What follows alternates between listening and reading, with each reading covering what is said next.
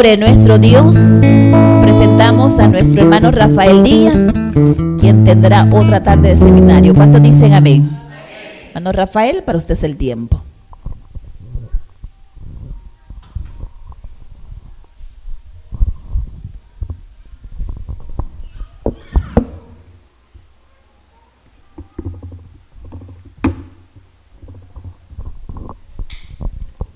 Dios les bendiga, hermanos, bienvenidos a otra presentación más de la palabra de Dios.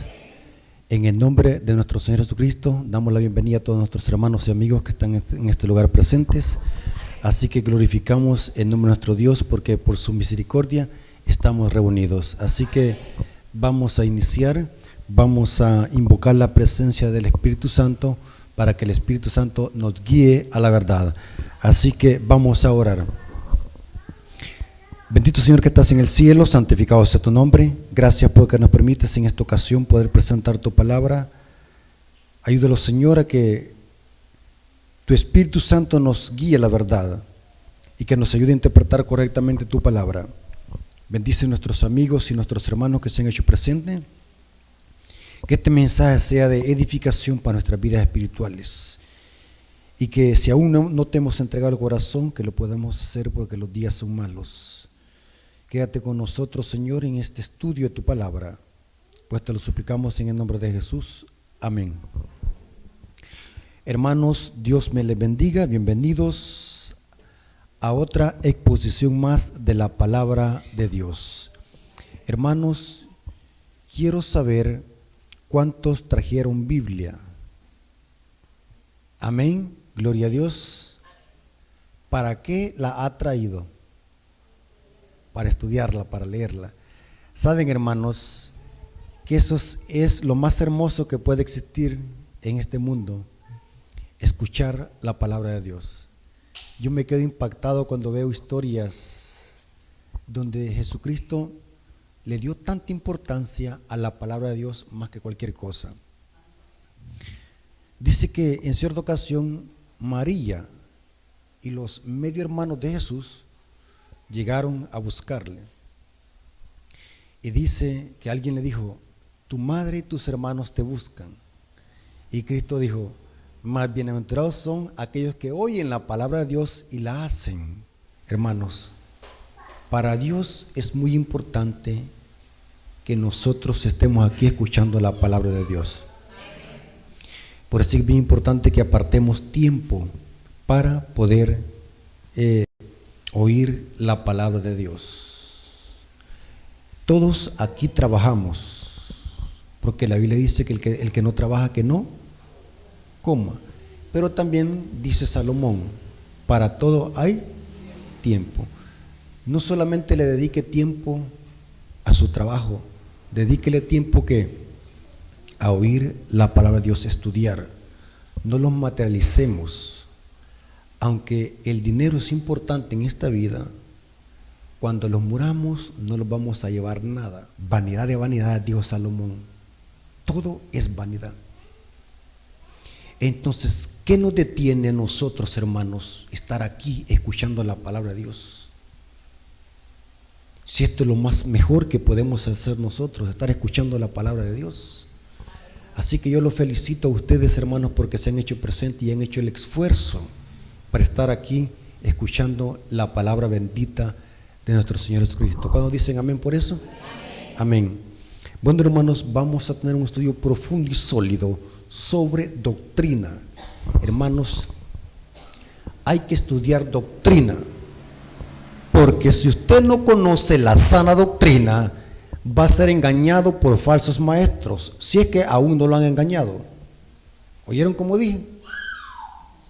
La Biblia enseña que estudiemos sana doctrina, porque solamente conociendo la sana doctrina vamos a poder detectar la falsa doctrina. Pregunto, para que usted conozca un billete falso de $20, ¿qué tiene que pasar primero?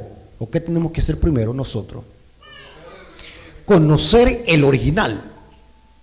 Porque si usted no conoce el billete de $20 original, va a ser presa fácil de que le metan un billete de a $20 falso. Entonces hay que conocer perfectamente bien la sana doctrina, porque si no, hermano, va a ser engañado por Satanás.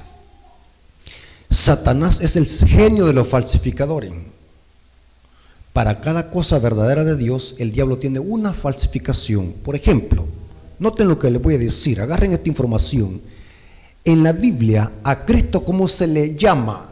Se le llama el Hijo del Hombre. A Satanás, ¿cómo se le llama en la profecía? El hijo de perdición. Mire qué interesante. A Cristo se le llama el león de la tribu de Judá. A Satanás se le llama el león rugiente. Noten que el diablo falsifica. Cristo es la serpiente levantada en el desierto. El diablo es la serpiente antigua. Interesante, ¿va? El diablo para todo falsifica. El diablo es el genio de los falsificadores. Hermanos, ¿de qué se va a tratar el estudio? Quiero que se concentren y estén en reverencia. ¿Saben qué significa la palabra reverencia? Esté callado. Que se escuche solamente las moscas y los zancudos. Saben de que nosotros deberíamos de ser más reverentes que los militares. ¿Saben qué es un cadete militar? ¿Saben qué es la escuela militar? ¿Cómo entrenan los cadetes? Cuando se forman aquí, no se mueven, pero ni en que les pase una mosca o un proyectil. Gran reverencia. ¿Y por qué nosotros no vamos a estar en reverencia si estamos delante de la presencia de Dios? ¿Saben qué son los cadetes? Los alumnos de la escuela militar, con su rifle aquí, pero como que si fueran estatuas. ¿Y nosotros cómo pasamos los sábados? Gran irreverencia. ¿Sí? Entonces, en este estudio, para no tardar más, hermanos, porque necesitamos esto, queremos en este estudio desmantelar una falsa doctrina que se está infiltrando dentro de la iglesia adventista, pero que no es parte de las creencias de la iglesia adventista, sino que es una falsa doctrina que se ha infiltrado por personas que son dirigidas por Satanás. Porque toda falsa doctrina es causante ¿de quién? Del demonio. ¿Sí? ¿Cuál es esta falsa doctrina que la están patrocinando muchos que se dicen llamar adventistas, pero que solamente son falsos maestros? Hay una doctrina que se llama el universalismo. ¿Saben qué es eso? ¿Cuántos han escuchado de esa doctrina? El universalismo. ¿Verdad que no la han escuchado? Entonces, en este estudio vamos a ver qué es esa falsa doctrina. Por si llega a infiltrarse aquí en la iglesia o viene alguien predicando esa falsa doctrina aquí en el púlpito, ustedes puedan detectarlo y pueden refutarlo con la Biblia. ¿Sí? ¿De qué se trata el universalismo? Busqué en el diccionario en línea para ver qué es el universalismo. Noten que dice el diccionario, la Wikipedia dice: corriente religiosa cristiana que se caracteriza por creer en la salvación de todos los hombres en virtud de la bondad y el amor infinitos de Dios. ¿Entendieron qué es el universalismo? ¿Qué es? ¿Cuánto pusieron atención? El universalismo es una doctrina que enseña que nadie se va a condenar, todos se van a salvar, incluyendo los impíos, Aún hasta los demonios se van a salvar. Usted me va a decir, eso es absurdo, pero ya adventistas, entre comillas, están patrocinando esa herejía del universalismo dentro de la iglesia adventista. Póngase las pilas, hermano. Esta doctrina enseña que todos los impíos y los demonios se salvarán, porque Dios es amor. No puede condenar a nadie porque Dios es amor. Y también esta doctrina enseña de que Dios a todos los va a salvar, y que ese fuego que habla Apocalipsis, donde van a ser quemados los demonios, se debe entender fuego simbólico, no es literal. O sea que ese fuego va a ser para purificar a los demonios y a los impíos de sus pecados, para que Cristo les dé una segunda oportunidad después de los 1000 años y se salven y se vayan para el cielo. Tremenda blasfemia. ¿Cómo le parece esta doctrina? ¿Ah? Demoníaca. Se llama esta doctrina universalismo.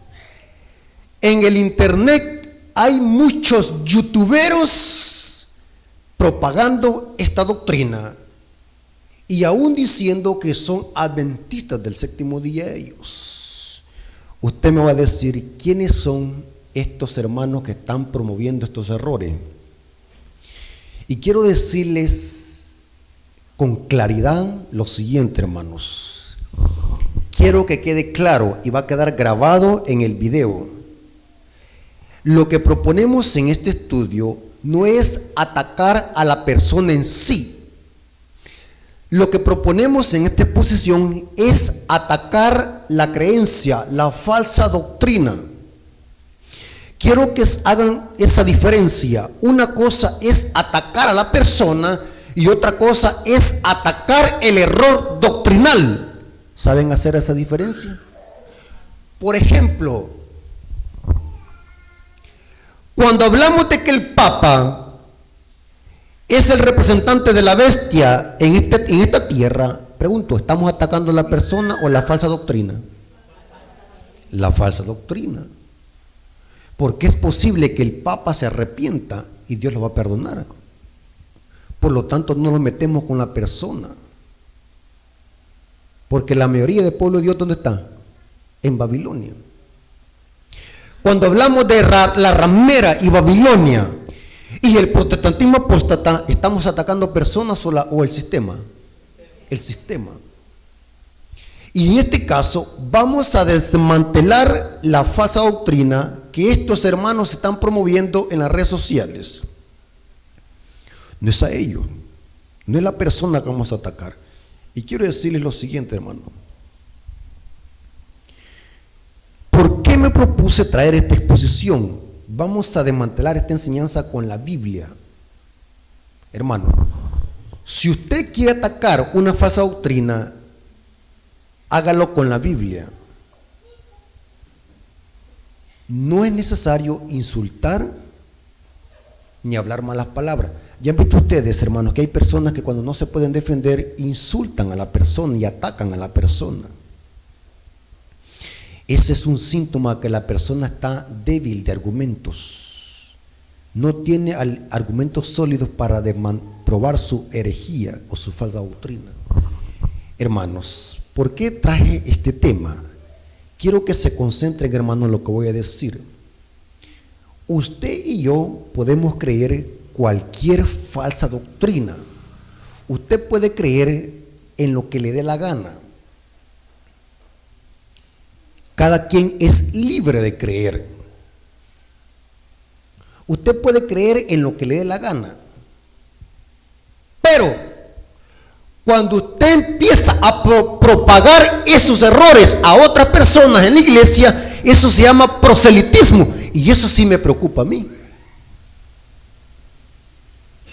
Yo puedo creer en platillos voladores. Yo puedo creer en pajaritos embarazados, en lo que me dé la gana. Pero eso soy yo, lo creo para mí.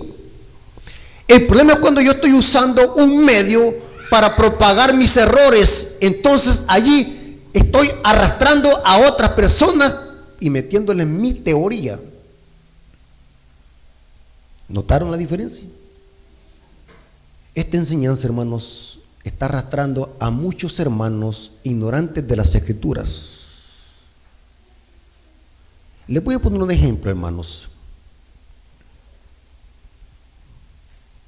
Nuestras creencias adventistas enseñan, y eso lo sostiene el manual de iglesia también, dice lo siguiente: que para que alguien forme parte de la iglesia adventista debe de instruirse en las creencias fundamentales de la iglesia adventista. Por eso es que a la persona se le hace un voto bautismal antes de bautizarse, para que levante la mano. Significa que la persona antes que se le instruyó. Ahora bien,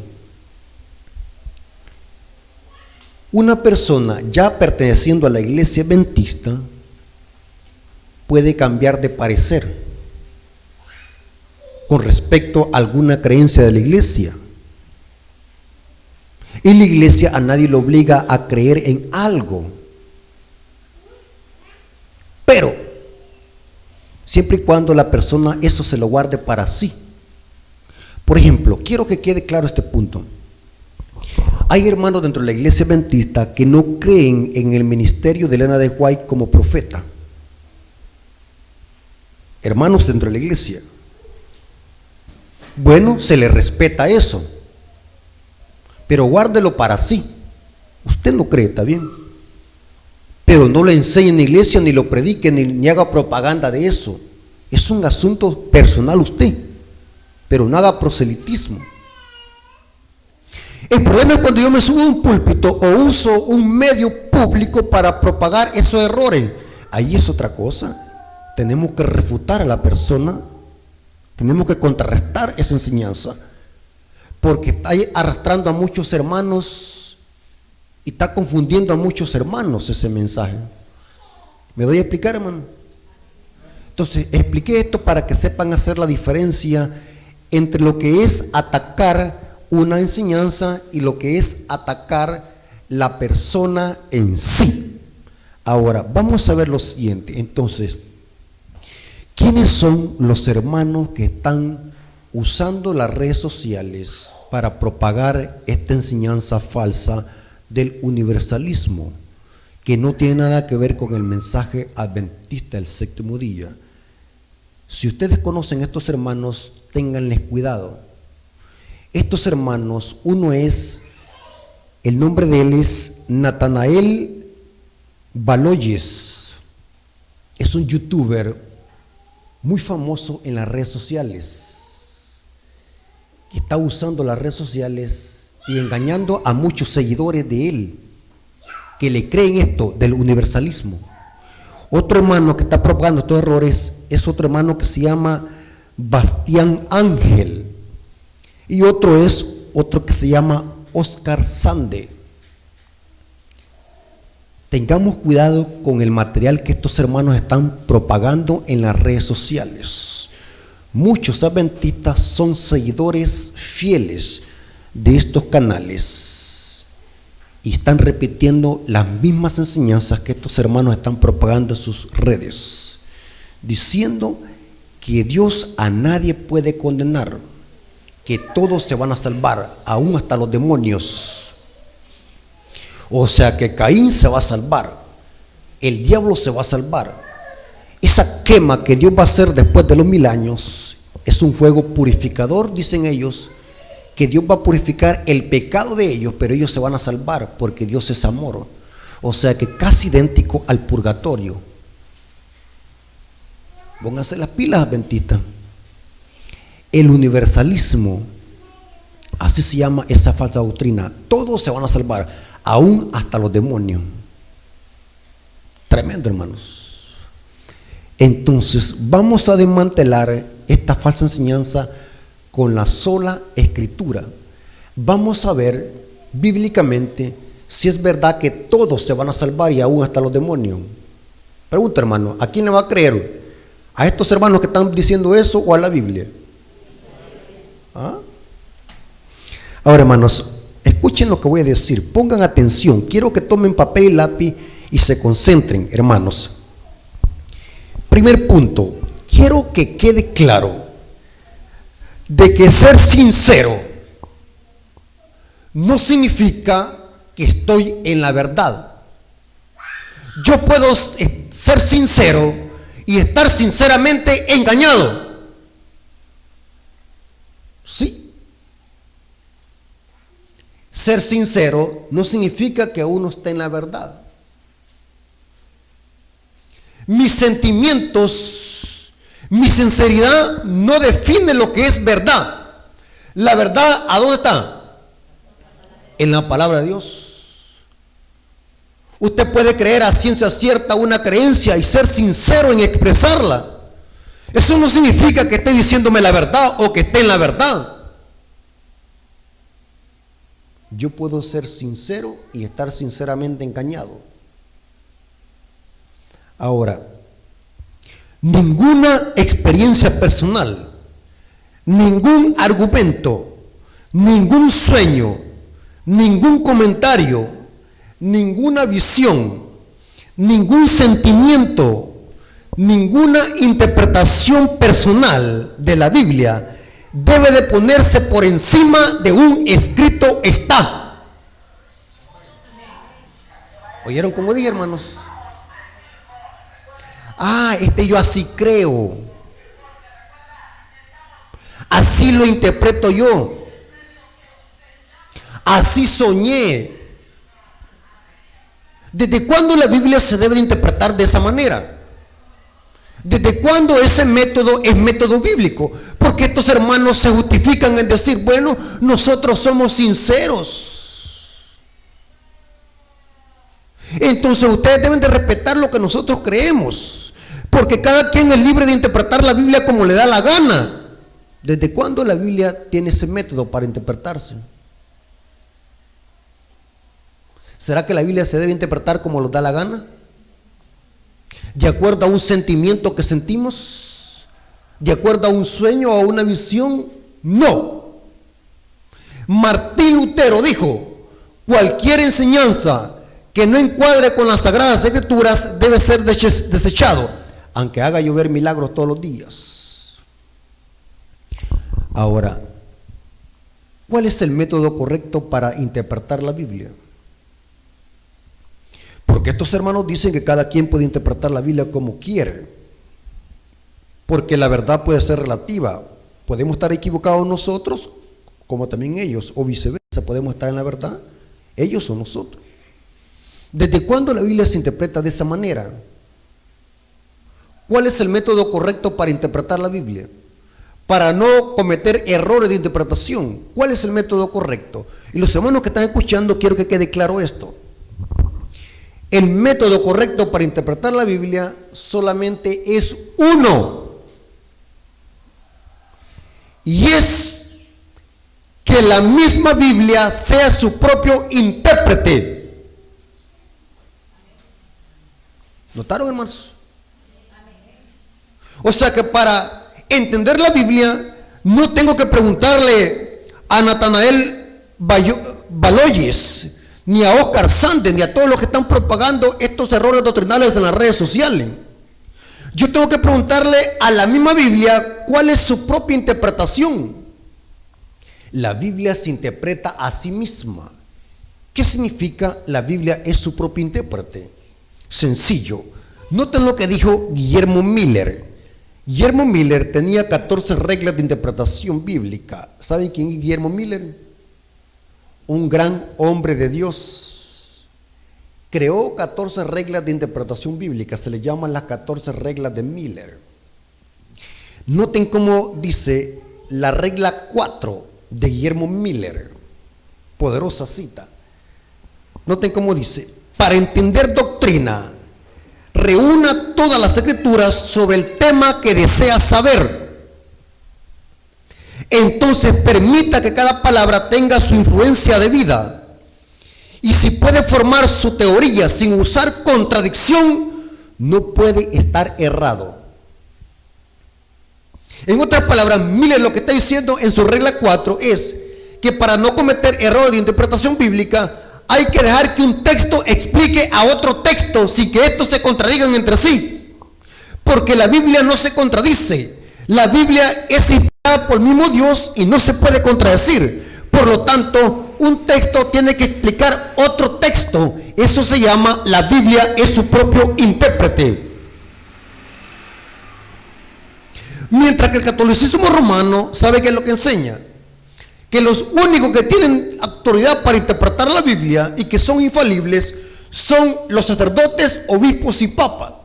O sea que un miembro de iglesia no puede cuestionar un credo o una doctrina, porque el credo y el dogma, la autoridad la tiene la iglesia para interpretar la Biblia. Nadie más, ningún miembro puede interpretar la Biblia. Mientras que la iglesia adventista cree de que la Biblia es su propio intérprete, o sea que la misma Biblia se explica sola. Eso significa, la Biblia es su propio intérprete. Eso es el método correcto para interpretar la Biblia. No es lo que yo pienso, no es mi sentimiento el que debe hacer que la Biblia se interprete, no es mi sentimentalismo, no es mi sinceridad. La correcta interpretación de la Biblia es que dejando que la misma Biblia sea su propio intérprete. ¿Han visto ustedes en este seminario qué es lo que hemos hecho? Hemos explicado los mismos textos con la misma Biblia. Eso significa, la Biblia es su propio intérprete. No se olviden de esta palabra. La Biblia es su propio intérprete. Un texto tiene que explicar a otro texto.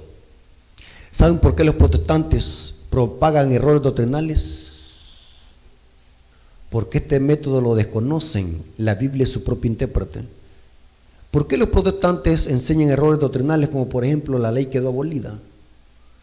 Porque ellos leen citas que aparentemente dicen eso y las aíslan del contexto. No ven el contexto de la cita y el contexto de toda la Biblia para armonizar esa cita con todo lo que dice la Biblia, y hacen que la Biblia se contradiga.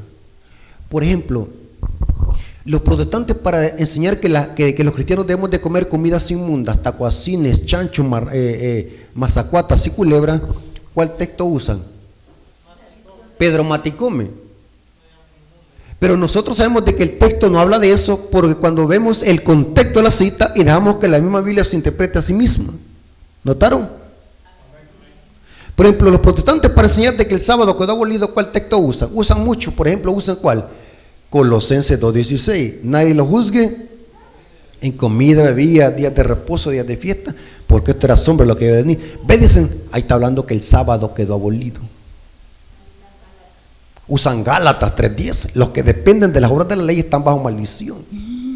Una vez, recién entrado a la iglesia, estaba nuevito en la iglesia, y un protestante me citó esa cita: estamos malditos los adventistas, ya no voy a ir a la iglesia.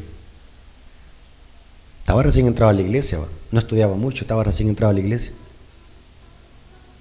Y saben que eso me llevó a ser un voraz de las escrituras, estudioso de las escrituras. Y hoy más que nunca lo digo con sinceridad y lo sostengo, que la iglesia adventista tiene la sana doctrina.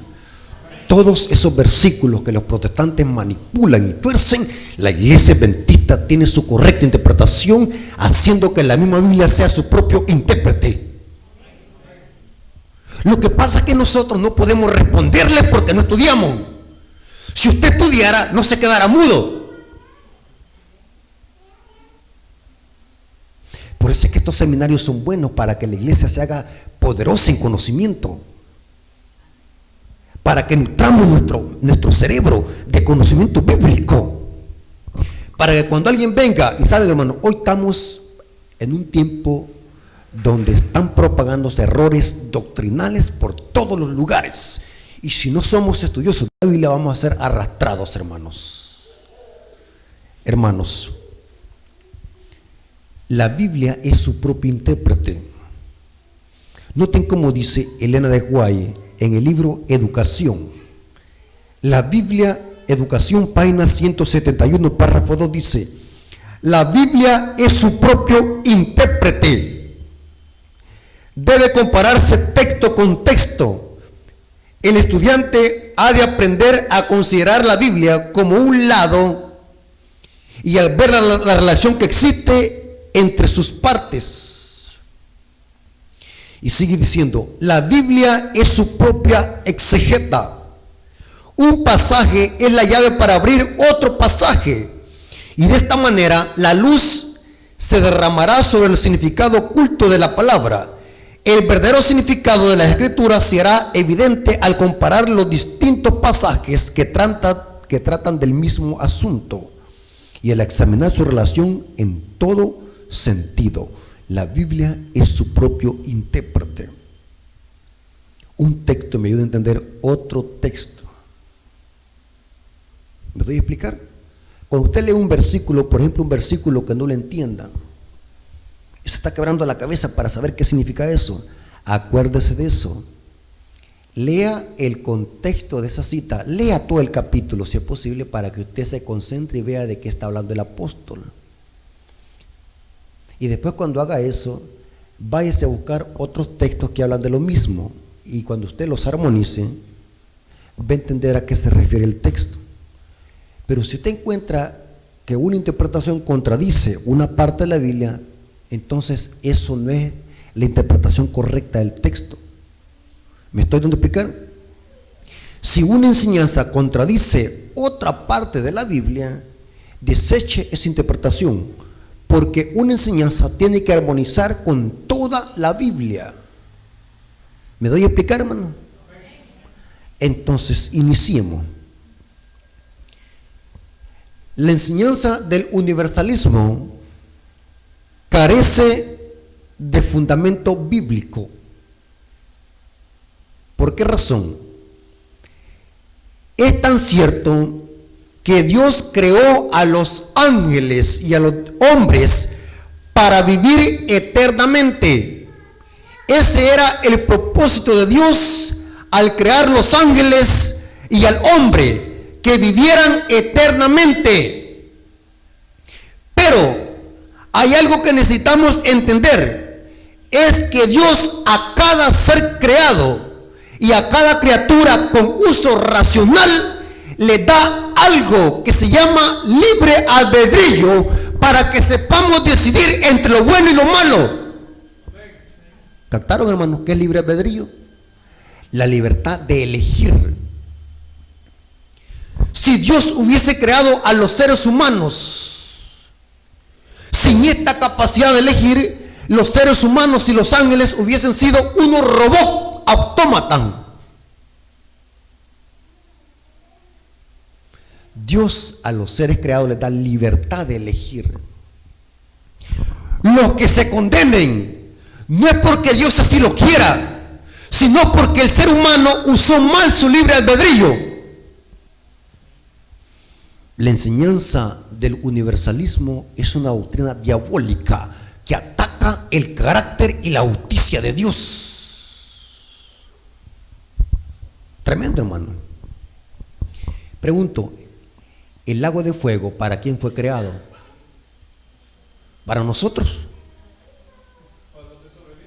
No, el texto no dice eso. Para el diablo y sus ángeles. El lago de fuego fue creado para ellos. Pero ¿por qué los impíos, dice Apocalipsis, que son como la arena del mar, los que se van a perder? ¿Por qué es que se van a perder? Porque ellos así que lo decidieron. ¿Qué pasaría si Dios salva a los seres humanos y a los demonios a la fuerza?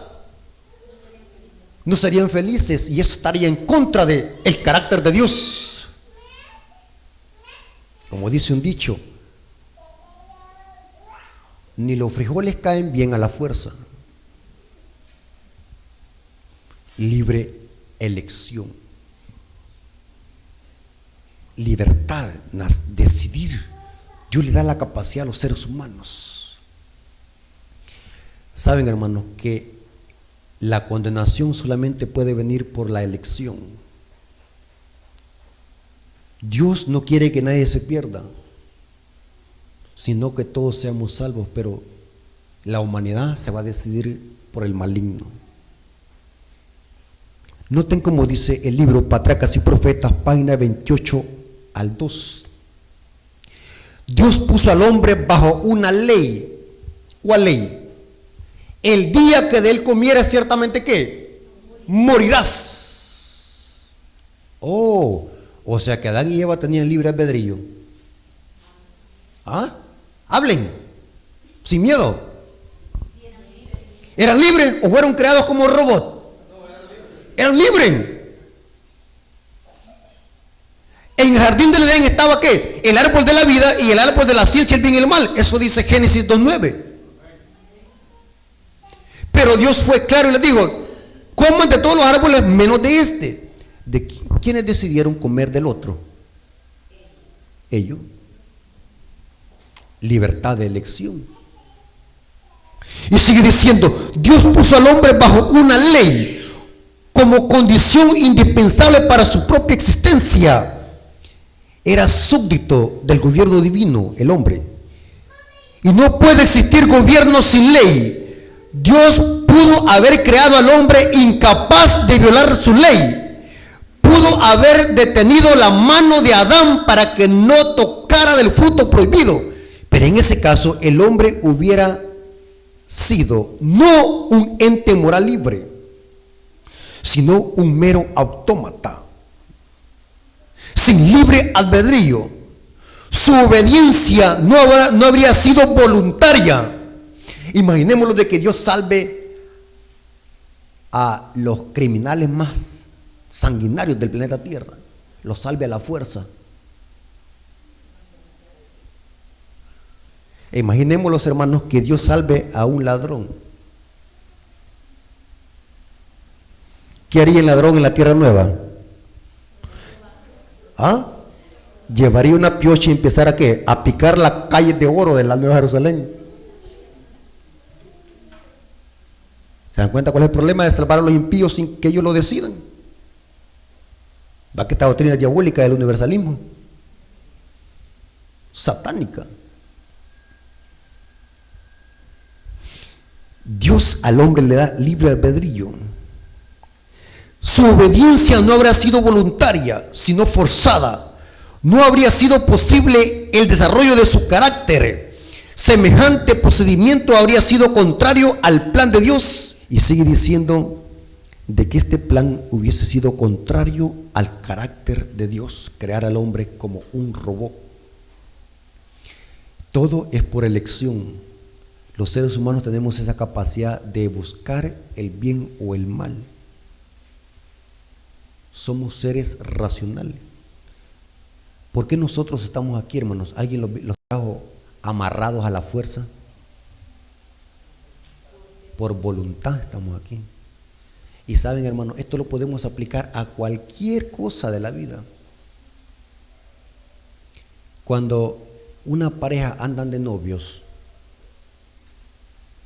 el novio, cuando está enamorada de la novia, no importa si vive en la cúspide del volcán, hasta allá va a ir a verla.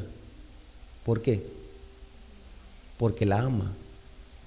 Pero cuando no hay amor, aunque viva en la vuelta de la esquina, sí, todo en el universo es movido por un principio que se llama amor. La obediencia es por amor.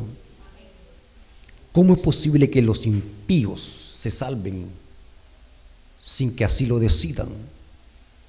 Eso es contrario a la voluntad de Dios. Ahora, aquí viene lo interesante, hermanos. ¿Cuál es la única forma de que un impío sea salvo? ¿Cuál es la única forma? La Biblia tiene la respuesta. Aunque la salvación es un regalo de Dios, un regalo no cuesta nada, es gratis. A quien le costó el regalo es al que lo compró. Pregunto, ¿cuánto le costó al Padre el regalo que nos da a través del Hijo? Costó la sangre preciosa de ¿qué? Del Hijo. Ese regalo es caro, pero para el que lo compró. Pero para el que lo recibe es regalado. Dice que somos justificados gratuitamente. ¿Qué significa gratis? Regalo. sin hacer nada. Pero hay una condición para recibir ese regalo. Esa condición no me hace a mí poner algo para la salvación. Quiero que entiendan este principio. Esa condición no me hace ser digno de ese regalo. Esa condición solamente es el medio para poder aceptar ese regalo. ¿Cuál es esa condición? Es que el ser humano crea en Cristo y se arrepienta de sus pecados. Es la única forma de que alguien puede llegar al cielo. Pregunto, ¿Caín puede llegar al cielo? ¿Caín puede llegar al cielo? ¿Por qué no? Porque no se arrepintió. Pero esta teología del universalismo enseña que después de los 1000 años Dios le va a dar una segunda oportunidad a los impíos. Y que ese fuego que Dios va a mandar del cielo después de los 1000 años es como un fuego purificador, como el purgatorio católico romano. ¿A dónde dice eso que Dios le va a dar una segunda oportunidad a los demonios? Saben, hermanos, bíblicamente se puede demostrar que los demonios cometieron el pecado imperdonable. ¿Saben qué es el pecado imperdonable? El que no tiene perdón, la blasfemia contra el Espíritu Santo. Esta teoría del universalismo está absurda, ¿eh? Usted me va a decir, hermano, pero estos se sienten con descabellados para nosotros, pero para los hermanos que están siendo arrastrados por esta enseñanza no les parece absurdo, porque estos individuos están usando una gran labia aquí, ¿ve? Una gran filosofía y una gran labia. Entonces los hermanos que son incautos inmediatamente caen en la trampa. Es verdad, tiene sentido. Dios es amor y dicen así, usan el sentimentalismo. ¿Qué padre va a querer que sus hijos se pierdan, que sean malos?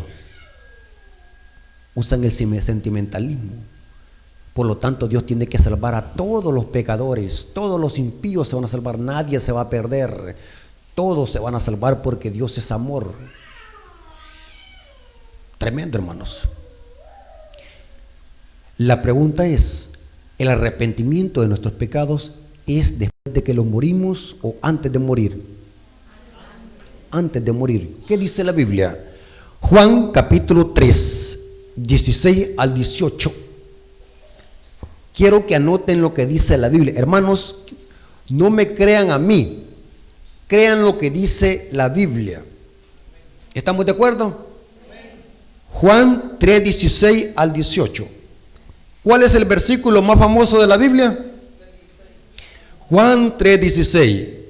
Lo veo en rótulos, en camisa, en anuncios, por todos lados veo este versículo. ¿Cuál? De tal manera amó Dios al mundo que dio a su único hijo, para que todo aquel que en él crea no se pierda, mas tenga vida eterna. Este versículo tiene algo que muchos no lo captan. ¿Cuál es la forma de que yo pueda ser salvado por ese sacrificio? Todo aquel que en él... interesante. O sea que para salvarme tengo que creer en Cristo. No creer como los demonios, porque los demonios también creen y tiemblan. El creer que habla Juan 3:16 es un creer que me lleva a la acción y a la obediencia. Ahora, pero noten lo que dice el versículo 17. Porque no envió Dios a su Hijo al mundo para condenar al mundo. ¿Para eso vino Cristo, para condenar al mundo? No.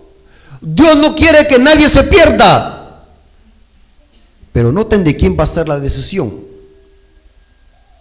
Sino para que el mundo sea salvo por Él.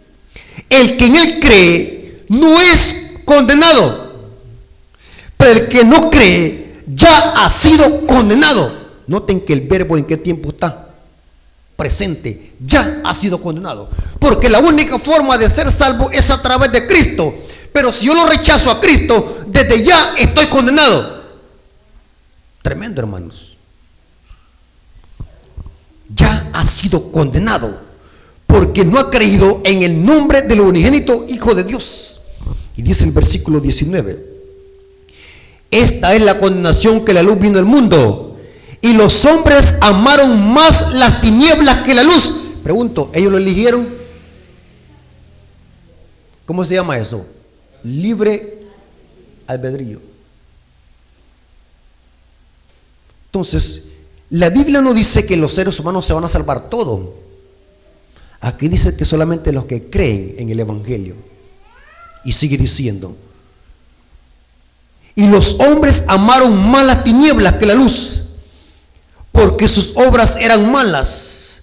Porque todo aquel que hace lo malo aborrece la luz. Noten que ahí está el principio sobreentendido de libre elección. Porque sus obras no son, para que sus obras no sean reprendidas. Mas el que practica la verdad viene a la luz, para que sea manifiesto que sus obras son hechas en Dios. Hechos 3:19 dice, noten cómo dice: así que arrepentíos y convertidos, para que sean borrados vuestros pecados, para que venga la presencia del Señor y tiempos de refrigerio. O sea que sin arrepentimiento y sin Cristo, sin creer en Cristo, no hay salvación. La única forma de ser salvo es a través de Cristo. Ahora, les voy a mostrar ahora algunos textos bíblicos que la Biblia presenta que hay dos caminos. Y quienes van a decidir qué camino seguir y qué camino no seguir son los seres humanos.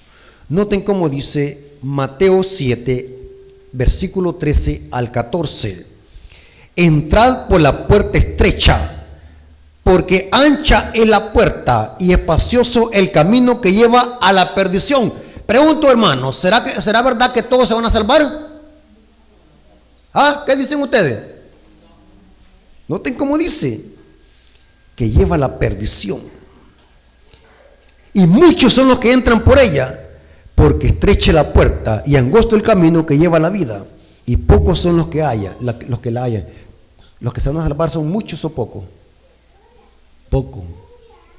Noten cómo dice esta otra cita. Deuteronomio 30:19 dice: Deuteronomio 30:19 dice: a los cielos y a la tierra llamo por testigos hoy contra vosotros, que os he puesto delante la vida y la muerte.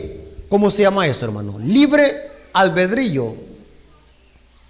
La bendición y la maldición. Escoge pues la vida para que vivas tú y tu descendencia. Pregunto, ¿es verdad que se van a salvar todos? No. ¿Pero qué es lo que quiere Dios? Escoge la vida. Pero ¿quiénes son los que van a decidir la condenación eterna? Los seres humanos. Isaías 1:18 al 20. La Biblia tiene miles de textos. En ninguna parte de la Biblia enseña de que todos los impíos se van a salvar, todos los hombres. ¿A dónde dice eso? Muéstreme un texto bíblico. No me lo interprete.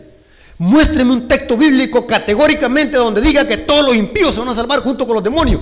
Sin interpretar el texto, yo desafío a estos hermanos que están propagando estos errores que me den una cita textualmente donde diga de que los demonios se van a salvar junto con los impíos. No hay. Noten como dice Isaías 1:18 al 20, dice: venid luego, dice Jehová, y estemos a cuenta. ¿Estar a cuenta con Dios es después de la muerte o en vida? ¿Saben qué dice Salomón? Eclesiastés 9:4. Aún hay esperanza para aquel que está entre los vivos, porque es mejor un perro vivo y no un león muerto. ¿Saben qué quiere decir eso? Yo prefiero mejor ser un perro, hablando despectivamente, y estar vivo, porque tengo la oportunidad de arrepentirme y salvarme. De nada me sirve ser un león, rey de la selva, y estar muerto. Es mejor un perro vivo que un león muerto. ¿Ya han leído ustedes el texto? Eclesiastés 9:4. Esa herejía del purgatorio y del universalismo, que Dios le da una oportunidad segunda a los seres humanos después de que se mueren, es una doctrina diabólica. La Biblia dice: es necesario que los hombres mueran una sola vez y después ¿qué? El juicio. ¿A dónde dice esa herejía que después de la muerte el ser humano se puede salvar? Eso es diabólico, que ataca la justicia de Cristo. Venid luego, dice Jehová, y estemos a cuenta. Si vuestros pecados fuesen como la grana. Aquí le está hablando a los muertos, a los vivos. ¿A quiénes? Como la nieve serán emblanquecidos, y si fueran rojos como el carmesí, vendrán a ser como blanca lana. Si quisiere, ahí está la libre elección, si quisieres y oyeres, comeré del bien de la tierra. Si no quisieres y fueres rebelde, seré consumidos a espada, porque la boca de Jehová lo ha dicho. Pregunto, ¿es verdad que se van a salvar todos? Eso no dice el texto. No tengo otra cita. Romanos 2, 6 al 9. Romanos capítulo 2, versículos 6 al 9 dice: el cual pagará a cada uno conforme a sus obras. Vida eterna a los que perseverando en bien hacer buscan gloria, honra e inmortalidad. Pero ira y enojo a los que son contenciosos y no obedecen a la verdad, sino que obedecen a la injusticia. Tribulación, angustia sobre todo ser humano que hace lo malo, al judío primeramente y también al griego. Categóricamente dice que van a haber dos pagas. No dice el texto que se van a salvar todos. ¿Captaron, hermano? Entonces, cuando alguien venga aquí a propagar esa doctrina del universalismo, ¿qué le van a decir ustedes? Escrito está. Ahora, hermanos, estos hermanos que están propagando esta teología del universalismo, ¿saben qué es lo que dicen? De que el fuego que menciona Apocalipsis, que va a destruir a los demonios, ese fuego solamente es para quemar el pecado, no al pecador. O sea que estos individuos están torciendo la Biblia y dándole otra interpretación que el texto no dice. En otras palabras, están diciendo ellos de que la gente impía de Sodoma y Gomorra se van a salvar. Imagínense que descabellado esto, se van a salvar entonces. Porque ese fuego que cayó en Sodoma y Gomorra solo fue para purificarlos, o sea que todavía están quemándose. Eso están diciendo. Porque ese fuego es purificador, ese fuego está purificándolos todavía, tipo como el purgatorio. Entonces hagámosles una misa y un novenario en las almas de Sodoma y Gomorra para sacarlos del purgatorio. Porque ese fuego es purificador, dicen ellos. ¿Vea que esta doctrina es absurda? Noten cómo dice Apocalipsis 20, versículos 9 al 10, esto es después de los 1000 años. Apocalipsis 20, versículos 9 al 10 dice: esto es después de los 1000 años, cuando Satanás le dice a los impíos que resucitan en la segunda resurrección que ataquen a Jerusalén. Y noten qué pasa: y subieron sobre el anchuro de la tierra y rodearon el campamento de los santos y la ciudad amada, y de Dios descendió fuego del cielo y los purificó para darles una segunda oportunidad. Dice así el texto. Así lo están interpretando estas personas hoy. Y los consumió. Pregunto, ¿usted puede darle una segunda oportunidad a la ceniza? Tremendo, hermano. Y los consumió. Y el diablo que los engañaba fue lanzado al lago de fuego y azufre, donde estaban la bestia y el falso profeta, y serán atormentados día y noche por los siglos de los siglos. Por falta de tiempo no puedo hacer una exégesis etimológica de la expresión griega por los siglos de los siglos. Pero en otra ocasión, si gustan, mañana podemos hacer esa exégesis, porque los protestantes también usan esa palabra para decir que el infierno va a ser eterno, eterno, el tormento eterno. Porque ahí dice por los siglos de los siglos, o sea que nunca se van a quemar por los siglos de los siglos. Pero esa palabra griega tiene un significado en el texto griego, por los siglos de los siglos. Si gustan, mañana puedo hacer una exégesis de esa palabra para que ustedes, cuando vean a alguien enseñándoles esa doctrina del tormento eterno, que es una doctrina diabólica también, que está unida con la falsa doctrina del alma inmortal, poder desmantelar. Pero aquí dice el texto que el fuego que descendió de Dios consumió al diablo. Aquí no veo dónde meter esa interpretación que este fuego es purificador. Esta es interpretación de estos hermanos que están interpretando la Biblia como les da la gana. Noten cómo dice Mateo 25:41. Al principio hice la pregunta que para quién fue creado el lago de fuego. Ya vamos a terminar, hermanos. Mateo 25:41 dice: entonces dirá también a los de la izquierda: apartados de mí, malditos, al fuego eterno, preparado para el diablo y sus ángeles. Aquí no veo una segunda oportunidad, hermano. No cabe aquí esa palabra. Malditos al fuego eterno. Noten cómo dice Malaquías 4:1: porque aquí viene el día ardiente como un horno, que todos los soberbios serán estopa. Hermanos, ¿Será verdad que todos se van a salvar? El texto no dice eso. Los soberbios serán estopa aquel día que vendrá y los abrazará, ha dicho Jehová de los ejércitos, y no dejará raíz ni rama. La raíz aquí es Satanás y la rama son los impíos. Es el inverso en el evangelio. En el evangelio Cristo es la vid y nosotros somos los pámpanos. En el mal Satanás es el árbol, es la raíz, y las ramas son los impíos. Cuando usted quema un árbol, ¿cuál es lo último que se quema y que tarda más en quemarse? La raíz. El diablo es el tizón último que se va a apagar en el agua de fuego. En otra vez vamos a hacer esta exposición. Ahora, para terminar, hermanos, tengo muchas citas. Si gustan, se las puedo enviar por correo.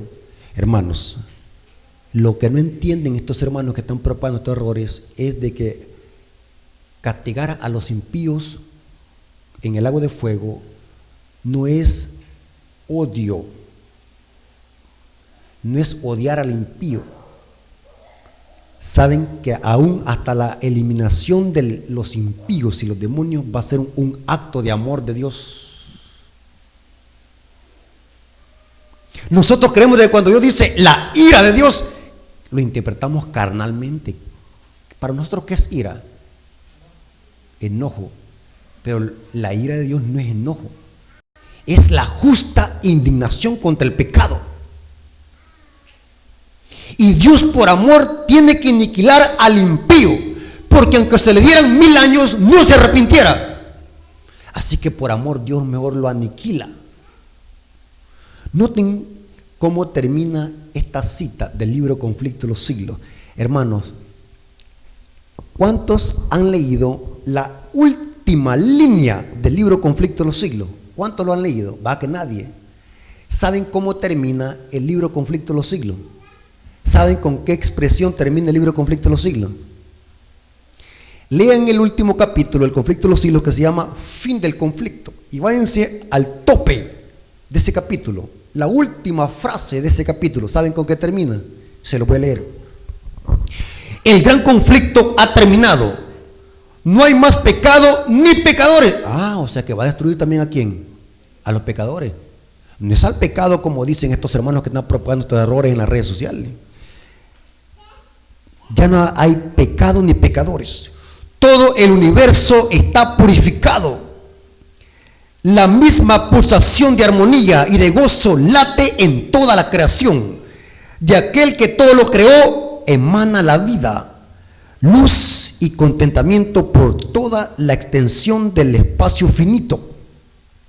Desde el átomo más imperceptible hasta el mundo más vasto, todas las cosas animadas y inanimadas declaran en su belleza sin mácula y en júbilo perfecto que Dios es amor. O sea, cuando Dios purifique esta tierra y elimine el último átomo y molécula del pecado, todos los seres celestiales y los habitantes de los otros mundos dirán en una sola voz: Dios es amor. Hasta la aniquilación de los impíos es por amor. Dios es amor. ¿Se dan cuenta, hermano?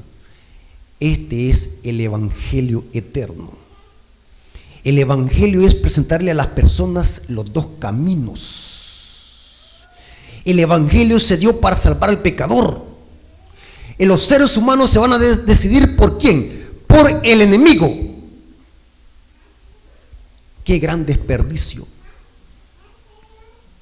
Qué gran desperdicio. ¿Saben por qué, hermano? El ser humano no tiene que hacer nada para salvarse, solamente tiene que creer en el evangelio. Pero la gente rechazará eso. Gran desperdicio. Como la arena del mar se van a perder.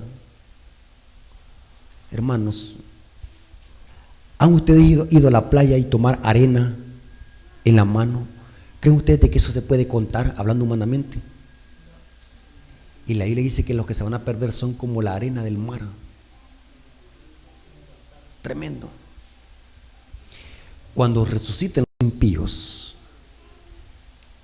Van a ser montañas de impíos que se van a ver desde miles de kilómetros uno encima de otro. Cuando resuciten después de los 1000 años, tremendo espectáculo, hermano. Que no hay pluma fecunda para que describa lo que va a pasar después de los 1000 años. Y los impíos van a ser aniquilados y destruidos por amor a los justos. Porque Dios es amor, hermanos.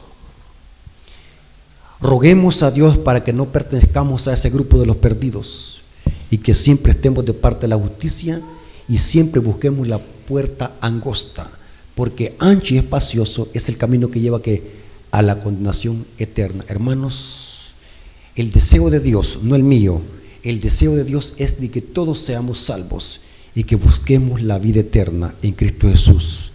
La profecía dice: retén lo que tienes para que ninguno tome tu corona. Hermanos, Dios nos bendiga y que tenga misericordia de cada uno de nosotros. Vamos a orar. Señor bendito que estás en el cielo, gracias por tu palabra. Hemos quedado claro de que tu amor y tu misericordia es que todos nos salvemos. Lastimosamente el ser humano usará mal ese libre albedrío y se decidirán por el enemigo. Sabemos que para ti eso es dolor, porque no quieres que nadie se pierda, pero es necesario que el ser humano decida por su propia cuenta su destino eterno. Ayúdanos, Señor, para que como pueblo de Dios podamos vivir en armonía con este mensaje y perseverar hasta el fin, porque tu palabra dice que solamente el que persevera hasta el fin, este será ¿qué? Salvo. Gracias por este estudio, te lo agradecemos en el nombre de Jesús, amén. Dios me los bendiga, hermanos, y que la honra y la gloria sea por nuestro Dios.